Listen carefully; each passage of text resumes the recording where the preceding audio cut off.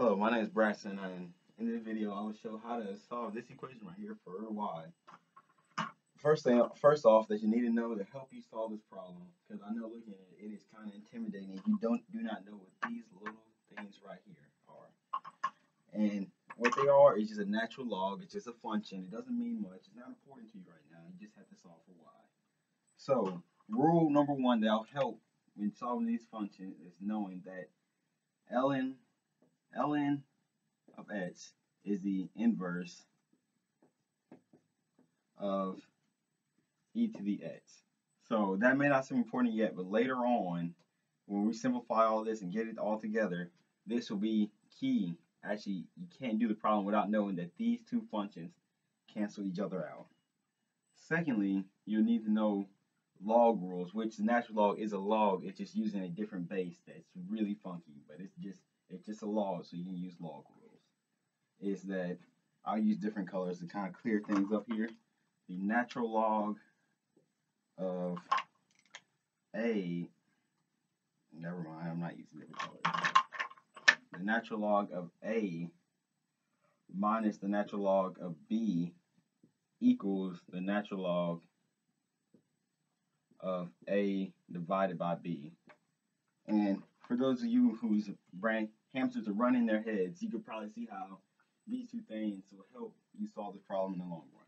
So what we'll do first is we're going to rearrange this problem so that we have everything with a natural log on the same side, so it'll help us in the process of simplifying it. So we have everything with a natural log on the same side, and we have our x over here by itself.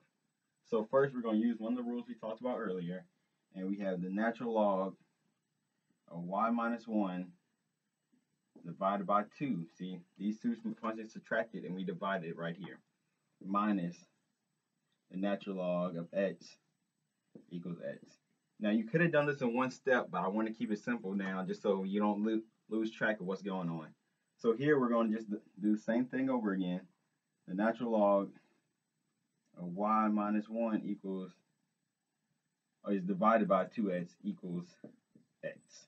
So from here, we'll use the second rule that I talked about. And since e is the inverse of the natural log function, we can use that to get rid of our natural log so that we can actually get into the meat of this problem, the simple algebra, the easy stuff that we like to forget, but it's instrumental in math.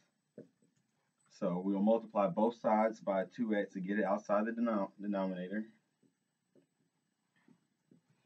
So we have y minus 1 equals e to the x times 2x.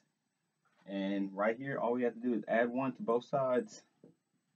And we have our final answer of y equals e to the x times 2x plus 1, which would be this function right here rearranged, so you can either type it in your calculator or it's just easier to visualize in this form.